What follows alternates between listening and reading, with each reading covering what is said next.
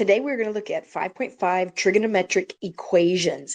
And this, I feel like this is one of the things we've been gearing up for, learning so many things to be able to do this right here. This is going to tie in all those identities. It's going to tie in the unit circle. So much stuff we're going to do here today. Instead of verifying, what we're doing is actually solving for x or solving for theta. And so when we're solving, we kind of have some strategies, just like we do with verifying. And so typically we're going to try to get the equation equal to 0. And so then you're going to look to factor or combine terms. Maybe you're going to just try to simplify or isolate. If you just have a single trig function, then you might move numbers over to the right side of it and it doesn't have to equal 0. So you kind of do an algebra. It's just that you have a tangent x instead of just an x. All right, then we're going to maybe use some identities so that everything gets to be the same function. That might be a strategy. Lots of stuff. And then once we get down to that stage, then we go to unit circle knowledge. And I'm teaching this like you got that unit circle figured out. If you're stalling out on the unit circle knowledge on this, you need to go do some more flashcards because it's going to slow you down a lot if you don't know your unit circle.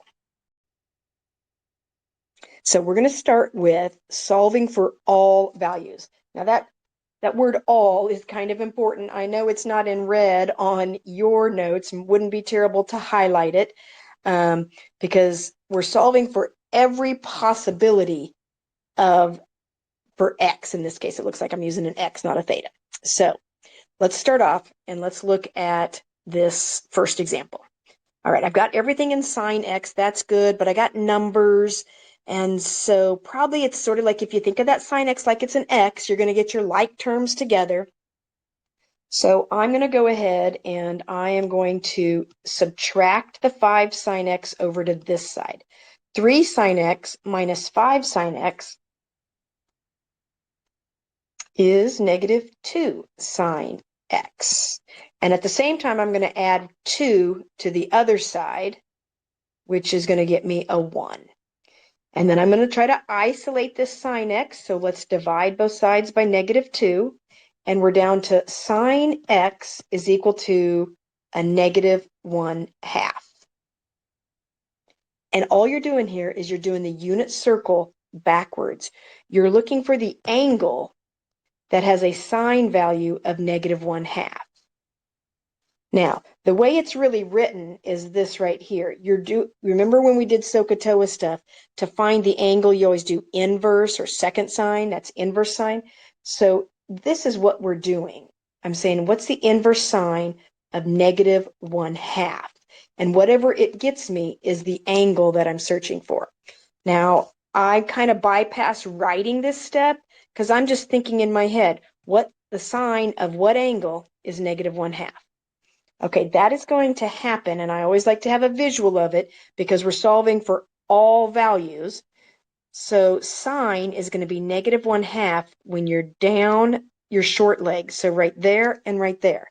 So there's 2 angles, but I'm not restricted here to just one revolution. I could wrap around, wrap around, wrap around. So the way we write this then is we would say x is equal to, this angle is, and we are always going to be in radians here, always in radians. So 7 pi over 6, but it could happen there if I wrapped around the unit circle once or twice or 3 times. So we say 7 pi over 6 plus 2 pi n. And n is always defined as an integer, telling you how many times you're going to wrap around that unit circle. Okay, it also is equal to 11 pi over 6 plus 2 pi n. All right, that's what we're doing right there. Let's try some different types of problems. Let's look at this next one. So I see that it's all in cosines. That's good. But what's different here is that I've got a cosine squared and then a cosine and then a number. Okay, this should look familiar to you. What is that? What's that thing we do when we have a squared term, a linear term, and a number? That's just a beautiful trinomial that we are going to factor. So it's just instead of x's, I'm going to have cosine of x's. So 2 cosine squared x is going to have to separate into 2 cosine x times cosine x. And the 1 is just going to be a 1 and a 1. And this minus sign means my signs are going to have to be different. I'm going to want to end up with a positive 1 cosine x. So I'm going to want my 2 cosine x positive, my 1 cosine x negative. Boom, boom, equals 0. And now you're just, again, doing some factoring. Now you set them each equal to 0. So 2 cosine x minus 1 is equal to 0. And cosine x plus 1 is equal to 0. And this means on the left, I'm going to add 1 and divide by 2 all in one shot. Over here, I'm just going to subtract the 1. And now, since the cosines are isolated, I'm just doing my unit circle knowledge. Think about what this looks like. Cosine is 1/2. That's your x. So cosine is a positive 1/2 when you're to the right, the short leg. So that would happen up here and would happen down here. That's going to be at pi over 3. And again, or any revolution added to that, so plus 2 pi n. And downward is 5 pi over 3 plus 2 pi n. All right, when is cosine x negative 1? It's only negative 1 when you go left. So x could also be pi plus 2 pi n.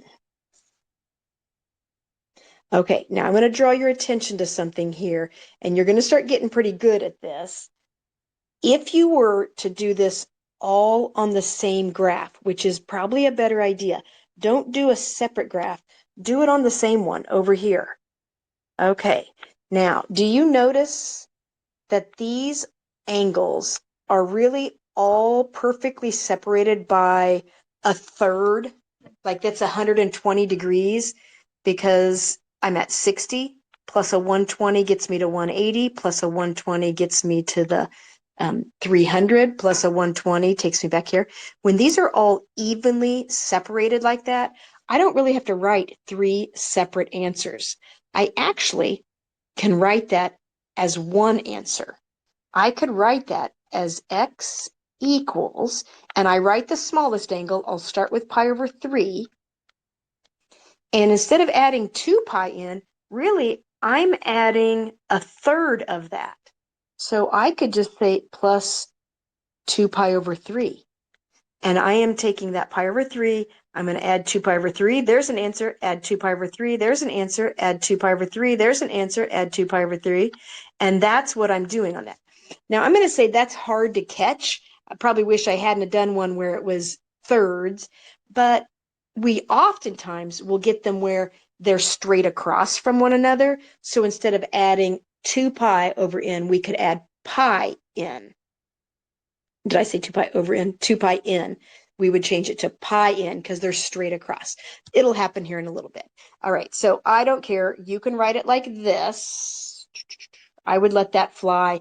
If you're feeling super smart, write it like this.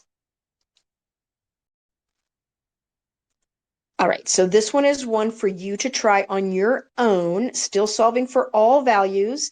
Take a minute, pause the video here, and try this one on your own, see what you can do with it. Then come back.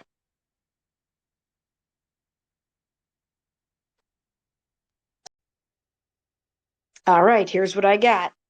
So did you get this right here? I'm going to say pretty much this is what I'm going to expect from you for an answer on this. So I'm going to recap it. You can fast forward a minute or so if you need to, if you've got this and you're happy. All right, what I did here is I isolated the tangent squared x, had to square root both sides. Don't forget the plus or minus. That's very important. Also had to rationalize it.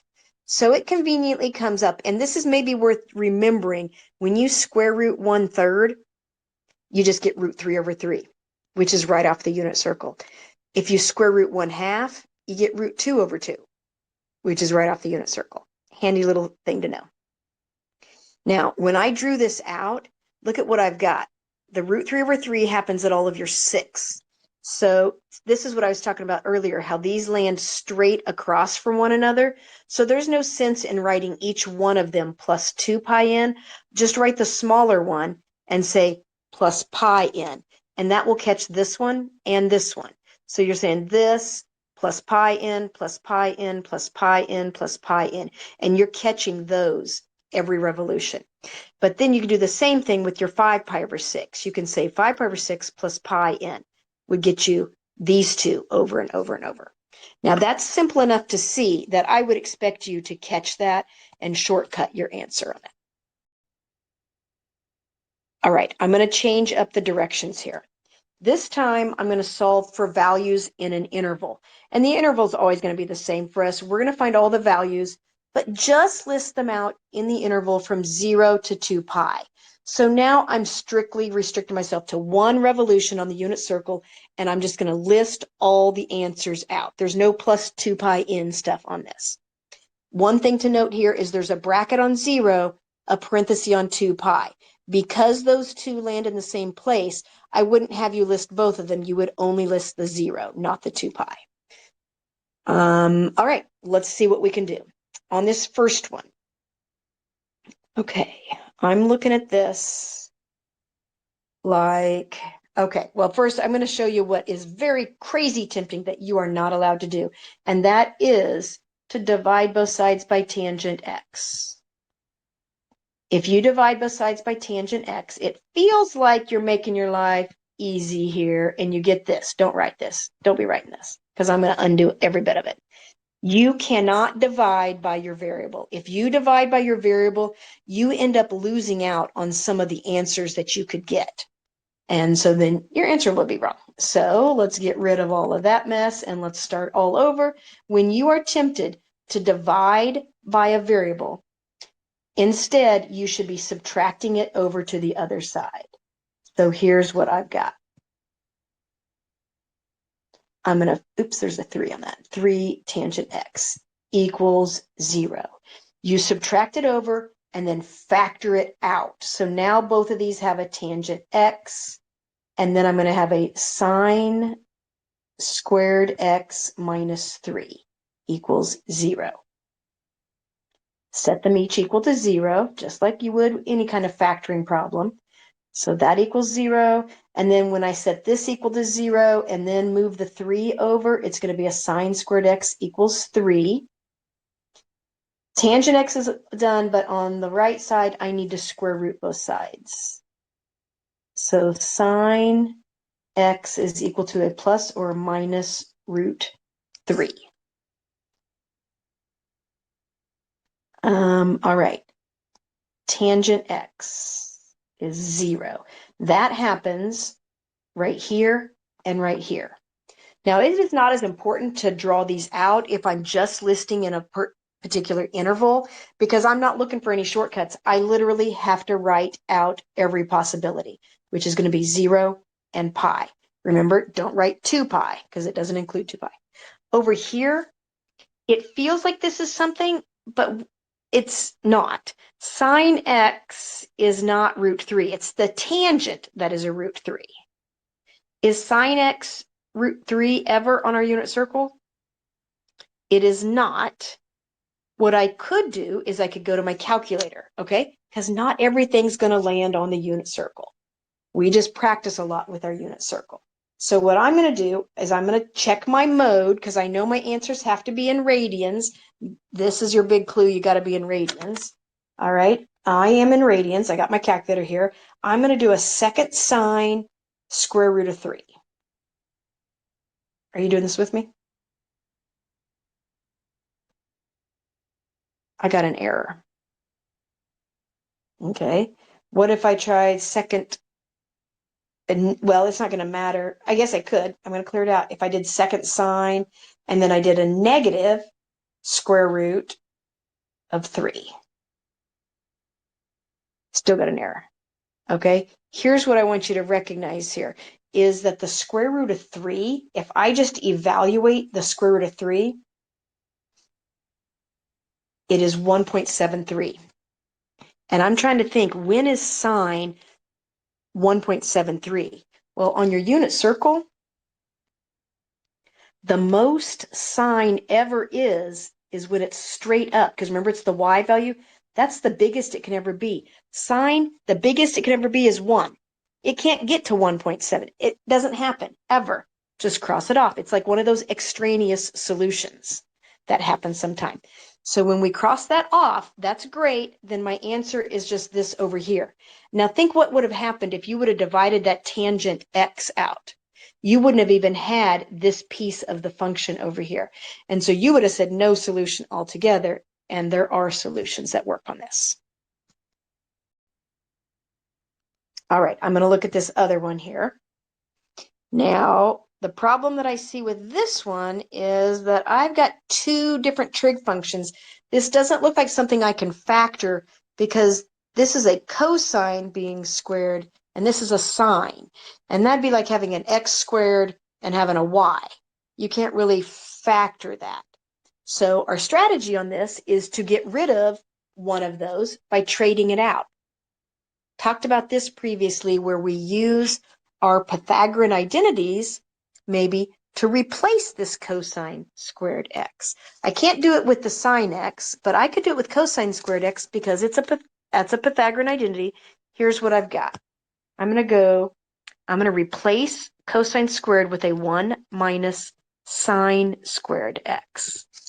Now, this looks like I'm making it messy, and I am, but what I'm going to allow myself to do here is get everything into the same trig function. And now that I'm looking at it, I do see that it's still going to be a factoring problem because look, now everything's in sine. So I've got a squared term, I've got a linear term, I've got a constant. The only thing I don't love about this is that this is negative. So here's what I'm going to do. I'm going to move everything to the other side and get it in the right order also. So when I move it to the right side, I'm going to have a positive 2 sine squared x, a minus 3 sine x, and a minus 2. And now we're going to factor.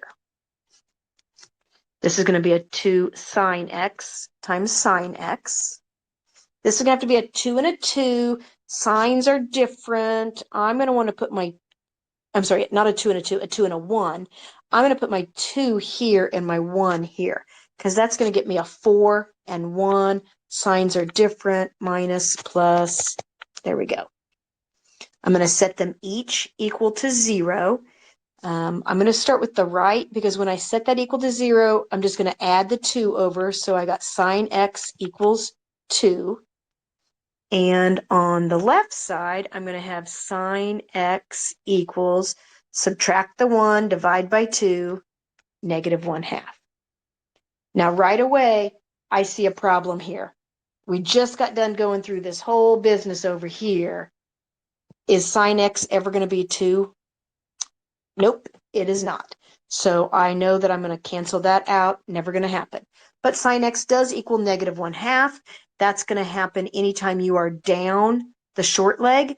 So that's going to be at 7 pi over 6 and 11 pi over 6.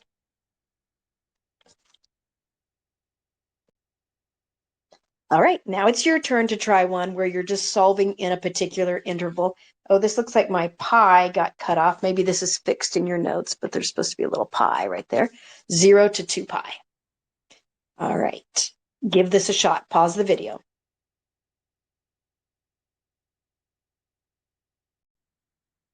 All right, this is what I got. I got pi over 6 and 5 pi over 6. The only thing I want to draw your attention to is when I divided by the 6, got the 2, I'm not that familiar with cosecant, so I switched it to a sine. When you do that switching, and you'll need to do it, don't switch this into the fraction. Leave this as like normal. Turn your number into the fraction, because that's where you're going to see something that you're familiar with. You don't want to end up with like a 1 over sine or something weird. Just leave the trig function normal.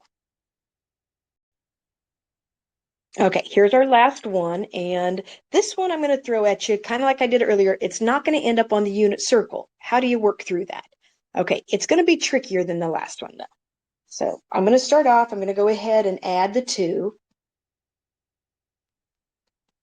and I'm going to square root both sides, and don't forget my plus or minus, but that is not something on my unit circle. Now, If it doesn't end up on the unit circle, it just means you go to your calculator to get a decimal for it then. We want to leave it exact if we can, but if we can't, we'll go decimal. And make sure you're in radians. Maybe you make note to yourself, we are in radians here. Make sure your mode is in radians. And I'm just going to do a second tangent of root 2.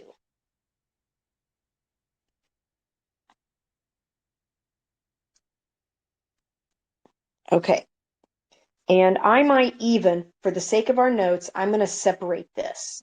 I'm going to do tangent x equals root 2, and then I'm going to do tangent x equals negative root 2. On the root 2, I got x to be 0.955. I'm going to go 3 decimal places. And if I do second tangent, and then I do a negative square root of 2, interesting, I get negative 0.955. Now, I can type that in, but here's the deal. I'm going to get it wrong if I type those two answers in. And the reason I'm going to get it wrong is a couple things. Well, there's a couple things. This is going to equal root 2 in more than one place on the unit circle. So I feel like I should have more than one answer for this one. This is problematic because this angle measurement, because that's what this is, right? We're finding the angle in radians. This is an angle here. And my interval is not allowing for negative angles. I'm not supposed to use this negative angle here. All right, so we have to use our brains on this one. That's okay. We should be using our brains anyway, right? I'm going to think about what is going on. Where is this angle at? Well, 0.955 radians. That is darn close to 1 radian. And remember that 1 radian is the angle when your radius is wrapped around and creates an arc length. So it's around 57 degrees right there. So I'm thinking my angle is somewhere right here. And so that's the angle that I have right now. But remember that it happens also, tangents are nice because they're always exactly the same straight across. Over in this quadrant and this quadrant, your tangents are negative. But it would be this same angle down here. So if I want to get the angle that's down here, what do you think I need to do with my 0.955 number? I need to add pi. Okay, so I'm going to add pi. I'm going to even write add pi so that I know for my notes that I'm going to be adding pi.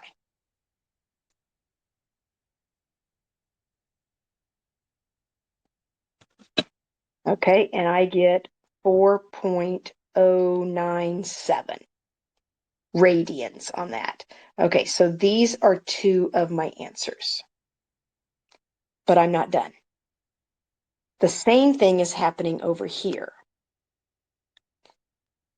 When is tangent negative root 2? Well, it's going to happen at a negative 0.955. So it's the same angle, but down here. And it's going to be negative when it's up here also. But I can't count this one because it's not in the range that I want. So what I have to do with this negative angle is I have to go ahead and add pi just to make it within the interval that I want. So with that negative 0.955 number, I'm going to add pi. Make sure you're always using full values, of course. And what I am getting then